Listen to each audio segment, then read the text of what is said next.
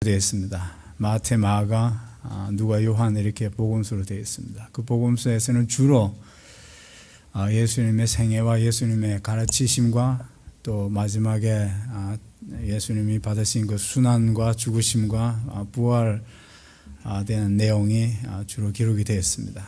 그리고 27권 중에 또 한 권은 초대교회가 어떻게 시작돼서 어떻게 성장해 가는가 하는 사도행전에 기록되어 있습니다. 그리고 나머지 중에 21권은 다 서신서입니다.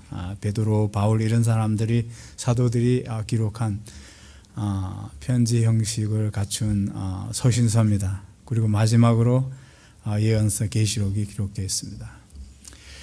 그런데 이 27권 전부가 그 중심 핵심 내용이 주로 예수님의 그 말하자면 생애와 예수님의 그 속죄 죽으심과 부활을 주로 그걸 중심으로 그 내용을 기록을 하고 있습니다. 오늘 우리가 보게 되는 내용도 역시 예수님의 그 부활하신 그 사건에 초점이 맞춰져 있고 부활하신 그 사건의 한 일부가 기록이 되어 있습니다.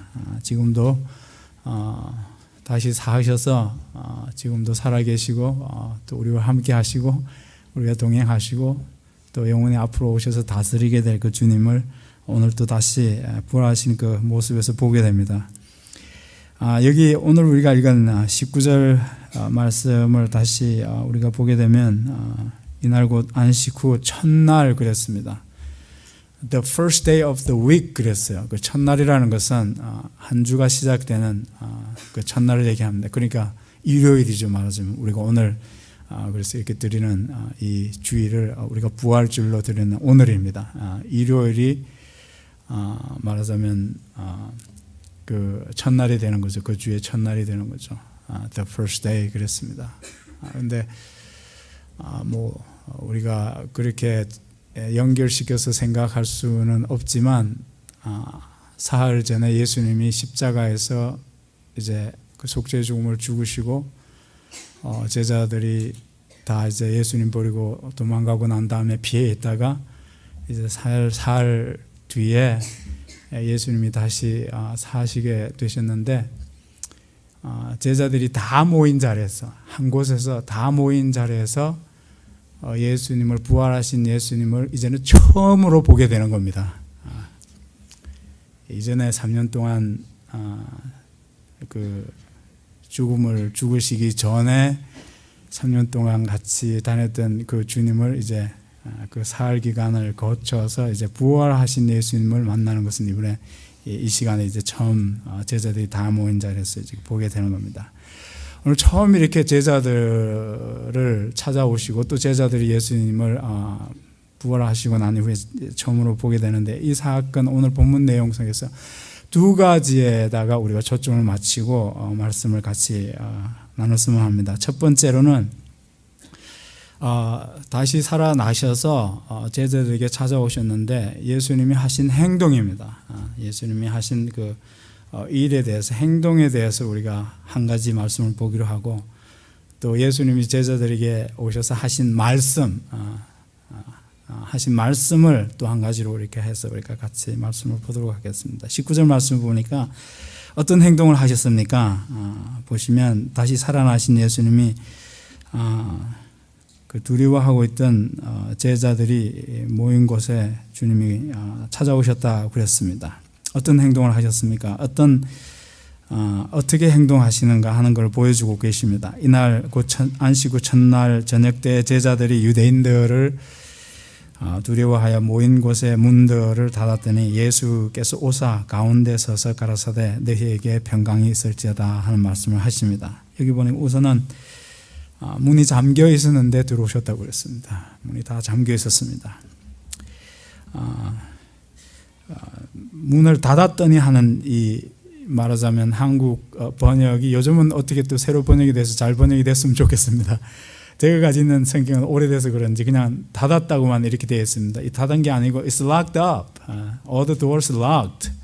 아주 단단히 잠겨 있었다는 겁니다. 제자들이 두려워서 그 문을 단단히 잠가두고 있었다는 겁니다. 안으로부터 잠겨 있었습니다. 그 잠겨 있는 그 곳으로 예수님이 그냥 들어오셨습니다. 노크하고 뭐 나다 문 열어라 이렇게 해서 들어오신 게 아니고 그냥 들어오셨다고 그랬습니다. 뭐 그렇다면 우리는 언론 생각하기에 그러면 유령일 수 있지 않는가? 제자들도 아마 똑같이 생각했을 것 같습니다. 그래서 예수님이 얼른 그걸 알아채시고 20절에 보시면 손과 옆구리를 보여주셨다고 그랬습니다. 유령이 아니다 그랬습니다.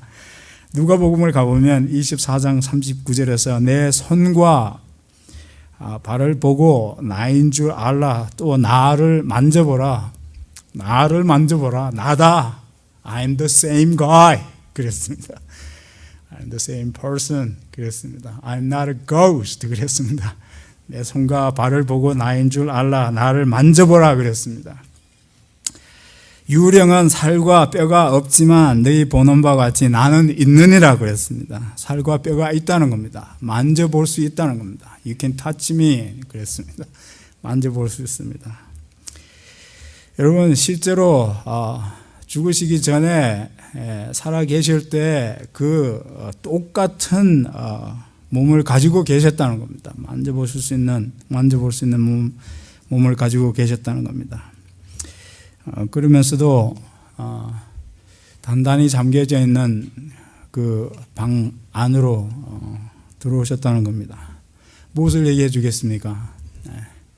살아 계셨을 때 똑같은 몸이지만 나를 만져보라. 나는 똑같은 나다. 그랬지만 똑같은 몸이지만 똑같은 몸이 아닙니다. It's the same body. At the same time, it's not the same body. 그렇습니다. 그래서 그들 가운데로 직접 이렇게 들어오신 그 다시 사신 예수님 문이 단단히 잠겨서 들어있는데도 들어오실 수 있는 그 몸이 부활하신 예수님의 몸이라는 겁니다.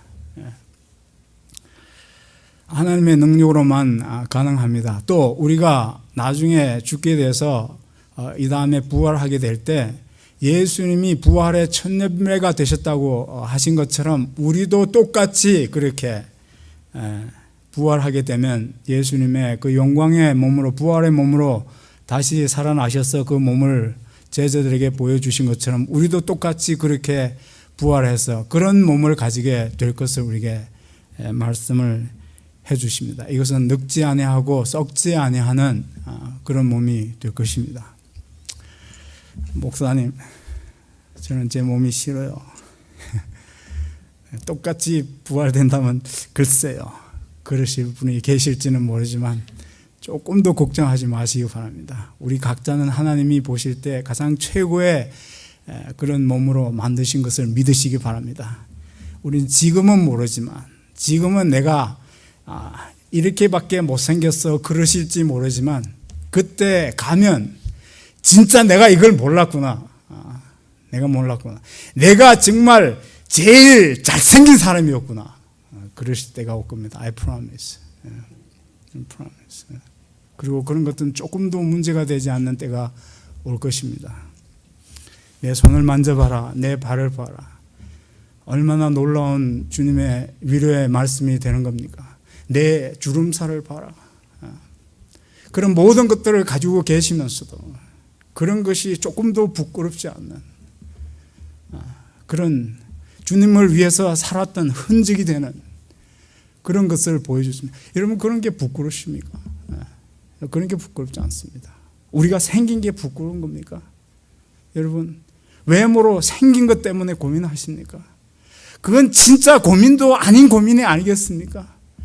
우리에게 진짜 고민해야 될 것은 내 영적인 인격이, 영적인 사람이 어떻게 아름다운 인격으로 내가 하나님 앞에 서게 되는가, 그게 더 중요하지 않습니까?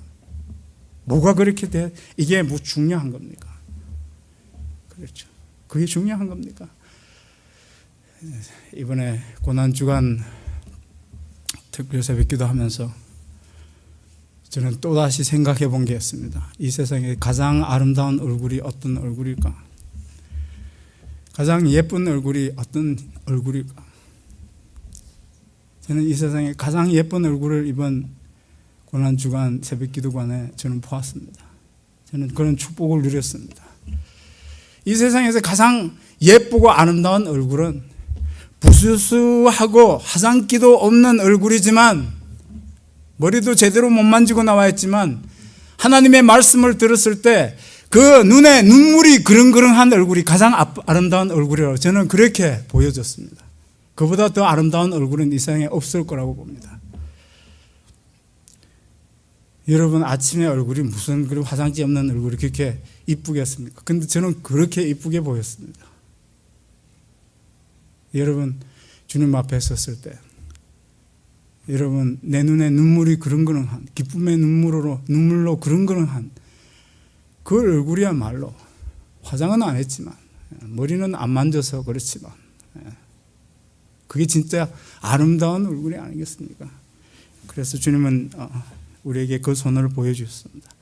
그리고 주님이 문들이 다 잠겨 있는 곳으로 그렇게 들어오셨다는 것은 우리에게 도대체 무엇을 의미하는 겁니까?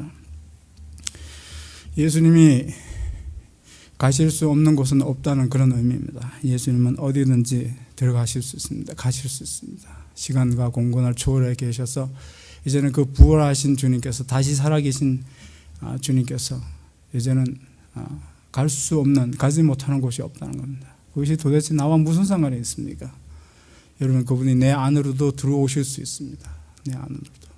내 안으로도 들어오셔서 내 가장 깊은 고민을 만져주실 수 있습니다. 거기는 의사도 들어올 수 없고, 거기는 정신과 의사도 들어올 수 없고, 거기는 내 남편도 같이 갈 수 없고, 그 고민은 내 아내도 같이 해줄 수 없는 그런 깊은 곳까지, 가장 깊은 외로움까지 주님이 우리 안에 들어오실 수 있다는 겁니다. 믿으시기 바랍니다. 주님과 같이 나를 만져주실 분은 없습니다. 주님과 같이 내가 가는 어떤 곳이든지 같이 가줄 수 있는 사람은 없습니다. 죽음 너머까지 같이 동행해 줄 수 있는 사람은 주님밖에 없습니다. 주님이 그렇게 어디를 가든지 무엇을 하든지 어떤 상황에 내가 있게 되든지 내 마음에 어떤 깊은 고민과 외로움이 있게 되든지 주님은 어디든지 오실 수가 있다는 그런 말씀입니다. 나를 위해 주시고 만져주시고 고쳐주시고 낫게 해 주실 수 있다는 것을 오늘 문이 잠겨 있는데도 주님이 들으셨다는 그런 말씀이 우리에게 적용되는 말씀입니다. 또 주님이 어떤 행동을 보여주셨습니까? 두려워하는 그들에게 와주셨습니다. 19절에 있는 말씀 보면 제자들이 유대인들을 두려워하여 그랬습니다. 제자들이 두려워하고 있습니다. 뭐 때문에 두려워하고 있습니까? 죽을까 봐 두려워하고 있습니다. 예수님처럼 자기들도 똑같이 잡혀서 너희들도 주님을 쫓아다녔던 한 패라고 그렇게 한 제자들이라고 그렇게 확인되어져서 잡혀서 예수님처럼 그는 고난을 받고 그런 죽음을 당할까 봐 거기에 대한 두려움이 있었습니다. 암에 걸려서 죽게 되면 어떻게 하지? 여러분, 내가 오늘 머리를 한 번 감았나 두 번 감았나? 또 감아야지. 샤워할 때 저는 요즘 2번씩 감습니다. 이러다가 알츠하이머 걸리는 거 아닌가? 이런 생각을 하기도 됩니다.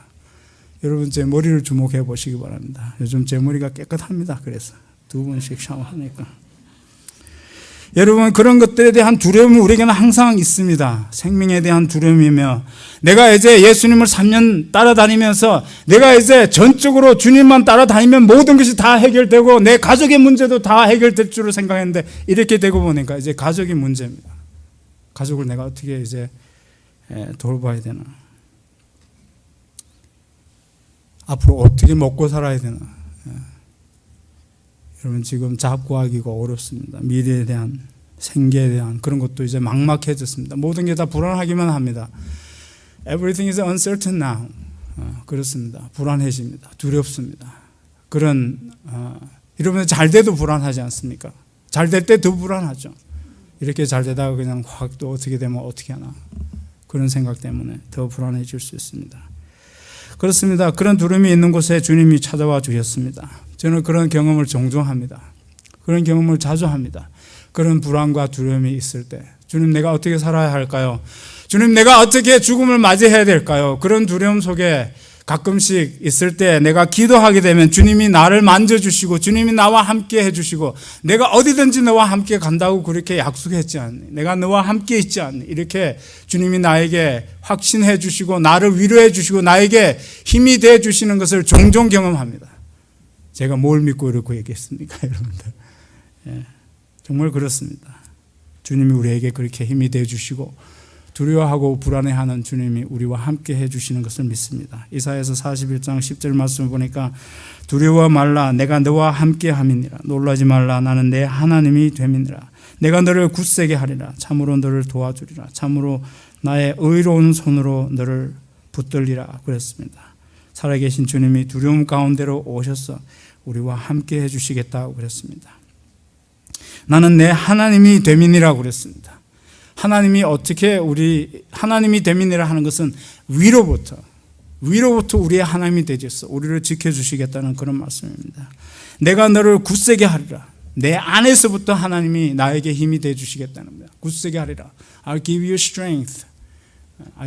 어디에다가? 내 안에서 주님이 나를 지켜주시겠다는 겁니다. 내가 너를 도와주리라고 그랬습니다. 내가 내 곁에서 너를 도와주리라 그랬습니다. 참으로 나의 의로운 손으로 너를 붙들리라고 했어요. 내가 너를 밑에서 받쳐주마. 오른손으로 너를 받들어주마. 받쳐주마 그랬어요. 하나님이 위에서 나를 지켜주시고 옆에서 나를 붙들어주시고 나와 함께 해주시고 밑에서 나를 오른손으로 받쳐주시고 내 안에서 힘이 되어주시고 그렇게 우리가 불안해할 때 두려워할 때 우리가 그렇게 하나님이 함께 해주시는 것을 믿습니다. 두려움 속으로 주님이 그렇게 오셨습니다. 또 어떻게 오셨습니까? 어떻게 해주셨습니까? 예수님이 오셔서 그들 가운데 서 계셨다고 그랬어요.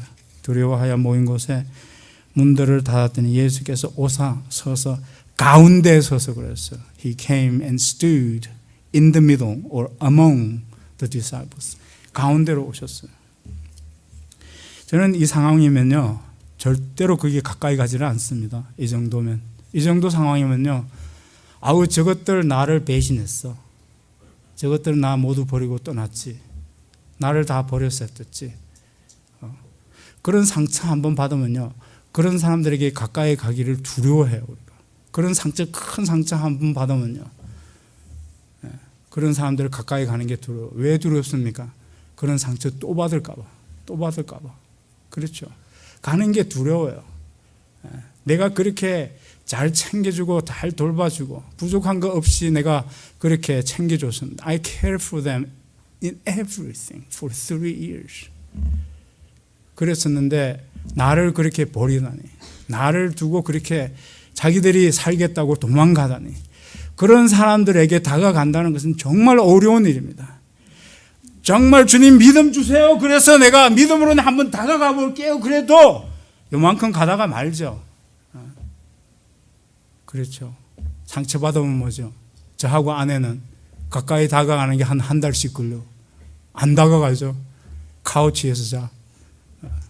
하나는 안방에서. It's hard to get together. 요즘은 나아졌습니다. 한 달 안 가고 한 3일 정도 갑니다. 그러니까 걱정하지 마시기 바랍니다. 한번 상처받으면요. 아우 가까이 다가가는 게 힘듭니다. 그렇습니다. 주님은 주저없이 제자들 에게로 오실 뿐만 아니고 주님이 그 가운데로 가셨다고 그랬어요. 그 가운데로. 뭘 얘기해 주는 겁니까? 지금 우리가 그렇게 주님을 실망시켜드리고 우리가 그렇게 주님을 쉽게 떠나고 잊어버리고 살았는데도 주님은 우리에게 다가오시기를 주저하지 않으신다는 겁니다. 얼른 와주신다는 겁니다. 얼른 와주신다는 겁니다. 얼른 와주신다는 겁니다. 여러분 어떻습니까? 아기가 올 때 엄마가 쫓아가는 것보다 더 빨리 와주신다는 그런 말씀입니다. 여러분 그렇게 오셔서 우리 가운데 오셔서 그분이 어떤 분인가를 보기를 원하십니다. 그분이 어떤 분인가를 우리가 알기를 원하십니다. 주님이 왜 그렇게 오셨겠습니까? 나다 그랬어요. 나다. I am I 그랬습니다. 주님이 오셔서 나다 유령이 아니다. 뭐 그렇게 찾아오실 필요가 없는데 그렇게 찾아오셔서 주님은 주님 자신이 어떤 분인가를 우리에게 알기를 원하십니다. 우리가 주님을 알기만 한다면 무슨 걱정이 있겠습니까? 주님을 조금 아는 것으로도 이렇게 행복하게 살 수 있는데 주님을 조금 더 알 수 있다면 우리는 지금보다 훨씬 더 얼마나 나은 삶을 살 수 있겠습니까? 주님을 대충 믿고도 이렇게 우리가 정말 걱정 없이 살아갈 수 있는데 주님을 우리가 정말 더 많이 알 수 있고 주님을 정말 더 믿을 수 있다면 우리는 지금보다 얼마나 더 아름다운 믿는 사람다운 삶을 이보다 얼마나 더 나은 삶을 살 수 있게 될까 그런 생각을 우리가 해볼 수 있습니다. 주님이 그런 분이십니다. 우리가 주님을 멀리한 것 때문에 우리가 주님을 잊어버리고 사는 것 때문에 주님은 우리를 결코 버리지 않으시고 우리에게 오셔서 계속해서 우리가 주님이 어떤 분인가를 알기를 원하십니다. 여러분 두 번째로 이것은 예수님이 행동으로 보여주시는 겁니다. 오늘 예수님이 이제 두 번째로 우리가 볼 수 있는 사실은 이제 행동이 아니고 주님이 하신 말씀으로 하신 것으로 볼 수 있습니다. 21절에 보면 예수께서 또 가라사대 너희에게 평강이 있을지어다. 아버지께서 나를 보내신 것 같이 나도 너희를 보내노라 그랬습니다. 너희에게 평강이 있을지어다 이렇게 말씀하셨습니다. 너희에게 평강이 있을지어다라는 말씀을 예수님이 두 번씩이나 해주셨습니다. 19절에서 먼저 하셨습니다. 19절에 있는 말씀을 보면 예수께서 오사 가운데 서서 가라사대 너희에게 평강이 있을지어다. 오늘 21절에서도 너희에게 거기 앞에 보면 또 가라사대 또 이르시되 He said again 그래서 it's the same thing 그 같은 말씀을 두 번씩 이렇게 해주십니다. 너희에게 평강이 있을지어다. 이 평강이 있을지어다 하는 이 평강은 평화라고 우리가 번역해야 더 좋은 말씀입니다. 평화. 너희에게 평화가 있을지어다. 그랬습니다. 너희에게 화평이 있을지어다. 이런 말씀입니다. 어떤 평화를 의미합니까? 이제 예수께서 속죄의 죽음을 죽으심으로 우리가 하나님과 이제 화평을 누릴 수 있게 된 그 화평을 의미합니다. 그 평화를 의미합니다. 하나님과의 평화를 의미하는 겁니다. 에베소서 2장 14절에 18절 말씀 보면 그는 우리의 화평의 신지나 16절을 보면 또 십자가로 이 둘을 한 몸으로 하나님과 화목하게 하려 하심이라. 원수된 것을 십자가로 소멸하시고 17절 또 오셔서 먼 데 있는 너희에게 평안을 전하고 가까운 데 있는 자들에게 평안을 전하셨으니 18절 이는 저로 말미암아 우리 둘이 한 성령 안에서 아버지께 나아감을 얻게 하려 하심이라 그랬습니다. 그는 우리의 화평이시다. He is our peace. 그가 우리의 평화가 되십니다. 그분이 우리에게 오셔서 평화를 주시는 게 아니라 평안을 주시는 게 아니라 그분이 우리의 평안이십니다. He is our peace. 여러분, 그분이 우리의 평안이 되어 주셔서 평화가 되어 주셔서 우리의 주변의 환경이나 상황이나 조건이 어떻든지 간에 주님이 그런 상황 속에서 또 불구하고 주님이 우리에게 평화가 되어 주시고 평안이 되어 주신다는 사실을 여기서 우리에게 말씀을 해주고 있습니다. 그래서 십자가로 하나님과 화목하게 하려 하심이라고 그랬어요. 십자가로 하나님과 화평케 하고 평화하게 하셨다고 그랬습니다. 18절에 있는 말씀대로 저로 말미암아 십자가로 예수님으로 말미암아 성령 안에서 이제 아버지께 나아갈 수 있게 됐습니다. 아버지를 이제 만날 수 있게 됐습니다. 하나님을 아버지로 만날 수 있게 됐습니다. 하나님과 화목되어지는 것을 여기서 주님이 우리에게 그 복을 우리에게 주시는 겁니다. 너희에게 이제는 그 평화가 있게 됐다고 그렇게 우리에게 말씀을 해 주시는 겁니다. 예수님이 십자가에 죽으심으로 우리가 하나님과 화목하게 되었고 하나님과 그 평화를 누릴 수 있게 됐습니다. 어떤 평화를 주셨습니까? 너희에게 평화가 있을지어다. 너희에게 평강이 있을지어다. 우리가 살아가면서 서로의 평화를 의미합니다. 갈라디아서 3장 28절 말씀을 보면 너희는 유대인이나 헬라인이나 종이나 자주자나 남자나 여자 없이 다 그리스도 예수 안에서 하나이니라 그랬어요. 유대인이나 헬라인이나 지금도 우리는 인종적 차이 때문에 우리는 힘들어하고 괴로워하고 힘들어합니다. 우리가 왜 그런지 모르겠어요. 저는 성경에 있는 말씀을 믿습니다. 우리 안에 있는 죄의 본성 때문에 그래요. 정말 내가 인종차별주의자인가 아닌가 하는 것은 우리 자녀가 결혼할 때 보면 알아요. 정말 내 딸은 내 아들은 절대로 다른 나라 사람하고 결혼을 시킨다고 그렇게 맹세하는 사람일수록 보이프렌드, 걸프렌드 데려오는 거 보면 정반대라고 그러지 않습니까? Just be careful. 내가 인종차별주의자인가 아닌가 언제 알 수 있습니까? 여러분, 우리 자녀들이 결혼할 때 보면 압니다. 내가 어떤 사람인가. 유대인이나 헬라인이나 뭡니까? 그런 인종 차이가 이제는 문제가 돼서는 안 되는 겁니다. 이제 우리가 서로 존중하고 서로 인정하고 그렇게 더불어 화목하게 화평하면서 살아갈 수 있다는 겁니다. 종이나 자유자나 뭘 얘기하는 겁니까? 신분을 얘기하는 겁니다. 네가 갑이나 을이나 그거 상관없이 그 차이 없이 이제는 갑질 안 해도 되고 내가 을로 그렇게 비굴하게 살지도 않아도 된다는 겁니다. 서로 이러면 종이나 자주자가 주인이나 종이나 우리가 그리스도 안에서 이제 어떻게 해요? 하나로 살아갈 수 있도록 서로 이렇게 화평하고 살아갈 수 있다. 남자나 여자 없이. 아직도 남자분들 중에는 그런 분이 계시는 것 같아요. 남성 우월자에 여자가 뭐 이러면서 눈을 확 굴리는 사람들이 있는데 그런 사람들은 아직 이 예수님을 몰라서 그렇습니다. 예수님을 모르면 아직도 그렇게 살 수밖에 없습니다. 그럴수록 괴로울 수밖에 없습니다. 그렇게 눈을 굴려봤자 평생 미저러블하게 사는 게 개런티가 되는 겁니다. 여러분, 예수님 말씀하신 대로 여자나 남자나 우리가 다 주님 앞에서 하나라는 사실을 우리가 인정해야 됩니다. 그래서 정말 서로 존중하고 서로 인정하고 그리스도 안에서 우리가 하나 되고 우리가 서로 화목하게 더불어 살아갈 수 있는 그런 평화를 우리에게 주셨다는 사실을 우리가 믿어야 합니다. 또 이 평화는 어떤 평화입니까? 자신과의 평화를 의미합니다. 히브리서 9장 14절 말씀 보니까 하물며 영원하신 성령으로 말미암아 흠 없는 자기를 하나님께 드린 그리스도의 피가 어찌 너희 양심으로 죽은 행실에서 깨끗하게 하고 살아계신 하나님을 섬기게 못하겠느냐 그랬습니다. 너희 양심으로 깨끗하게 하게 해주신다. 양심으로. He cleaned the guilt of your conscience. 양심으로 우리 안에 있는 그 죄책감을 양심의 가책을 양심의 죄책을 어떻게 해주신다고 그랬습니까? It can cleanse. 깨끗하게 해주신다는 겁니다. 저는 지난달에 오래전에 있었던 일로 괴로워하면서 그 병실에서 외롭게 저에게 우는 사람을 보았습니다. 30년도 더 된 일을 놓고 제가 하나님 당신을 사랑하시잖아요. 그랬더니 눈물을 펑펑 쏟으면서 정말이냐고.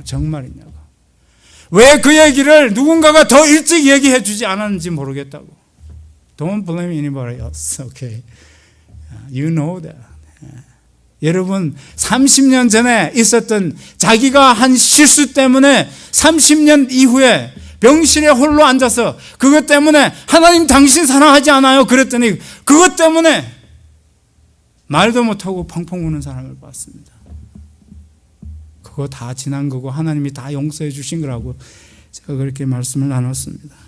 여러분 아직도 20년 30년 전에 있었던 그런 실수와 실패와 그런 죄 때문에 아직도 양심으로 가책을 받으면서 우리가 살아가고 있다면 오늘 여기에서 우리는 우리 자신을 하나님이 용서해 주신 것을 믿고 이 평화를 받아들일 수 있기를 주님의 이름으로 축복합니다. 자기와의 평화를 의미합니다. 나를 이제는 더 미워할 필요도 없습니다. 나를 연민할 필요 없습니다. 나를 불쌍하게 여길 필요가 없습니다. 자기를 혐오하지 않습니다. 자기를 학대하지 않습니다. 그것 때문에 이제는 주님의 그 평안을 받아들이고 주님과 내가 화목되어지고 내 양심의 모든 그 죄책을 깨끗게 해주신 것을 의미합니다. 그래서 주님이 너희에게 평안이 있을지어다 이렇게 말씀을 하고 계십니다. 어떤 평화입니까? 세계의 평화를 의미합니다. 이사야서 9장 7절 말씀에 보면 그 정서와 평강에 더함이 무궁하며 또 다윗의 위에 앉아서 그 나라를 굳게 세우시고 자금 이후 영원토록 공평과 정의로 그것을 보존하실 것이다. 만군의 여호와의 열심히 일을 이루시리라. 앞으로 되어질 일을 이렇게 말씀을 해두고 계십니다. 그때 주님이 오셔서는 그 정서와 평강으로, 그 무궁한 평강으로 이 세상을 다스려 주실 것을 의미합니다. 그런 평화를 오늘 주님이 제자들에게 베풀고 주고 계십니다. 이 평화를 우리도 그렇게 제자들이 받아 누렸던 것처럼 누릴 수 있게 됩니다. 로마서 5장 1절 말씀을 보면 그러므로 우리가 믿음으로 의롭다 하심을 얻었은즉 우리 주 예수 그리스도로 말미암아 하나님으로 더불어 평화를 누리자 이렇게 말씀하고 계십니다. 믿음으로 그렇게 이 평화를 누릴 수 있습니다. 마지막으로 이 평화를 우리가 이제 가서 전해야 합니다. 우리가 누리고 이 평화를 전하라고 주님이 말씀해 주셨습니다. 21절에 아버지께서 나를 보내신 것 같이 나도 너희를 보내노라 이렇게 말씀하고 계십니다. 요한복음 12장 27절 28절 말씀에 지금 내 마음이 민망하니 무슨 말을 하리요 아버지여 나를 구원하여 이때를 면하게 하여 주옵소서. 그러나 내가 이를 위하여 이때에 왔나이다. 아버지여 아버지의 이름을 영광스럽게 하옵소서 하시니 이에 하늘에서 소리가 나서 가로되 내가 이미 영광스럽게 하였고 또다시 영광스럽게 하리라 하신대라고 말씀을 하셨습니다. 내가 이를 위하여 이때에 오셨습니다. 뭘 위해서입니까? 우리에게 그 평화를 주시기 위해서 이를 위해서 이때에 오셨다고 말씀하셨습니다. 그 주님께서 21절에 내가 아버지께서 나를 보내신 것처럼 나도 너희들을 보낸다고 그렇게 말씀해 주셨습니다. 아직도 이 평화를 알지 못하는 많은 주변의 사람들에게 우리도 가서 죄를 사해 주시는 그런 하나님의 용서와 평화를 우리도 전하면서 살 수 있는 저와 여러분이 될 수 있기를 주님의 이름으로 축복합니다. 다 같이 일어나시기 바랍니다.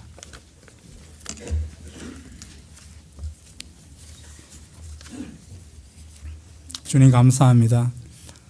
오늘 주님께서 부활하신 이후에 이제 처음으로 제자들을 만나는 그런 사건을 우리가 보았습니다. 주님이 단단히 잠겨져 있는 그 문을 통해서 주님 들어오셨습니다. 하나님 주님이 계시지 않는 곳은 없습니다. 주님이 가시지 못하는 곳은 없습니다. 오늘 예배드리는 사랑하는 성도들 중에 누구에게도 말하지 못하는 그런 깊은 외로움과 깊은 고민들이 있는 이들도 있습니다. 하나님 주님이 찾아가셔서 세상에 주지 못하는 그런 평화와 안식을, 부활의 그 안식을 주님 저들에게 하게 해주시기를 간절히 구합니다. 주님 또 우리도 가서 정말 누구 죄든지 사하면 그들의 죄가 사해질 것이라는 말씀대로 이 복음을 전해서 그들도 주님 앞에서 저들의 죄를 용서받고 주님의 평화를 누리는 그런 삶을 우리가 누리고 또 전할 수 있는 저희가 되게 축복해 주시옵소서. 예수님의 이름으로 기도하옵나이다. 아멘.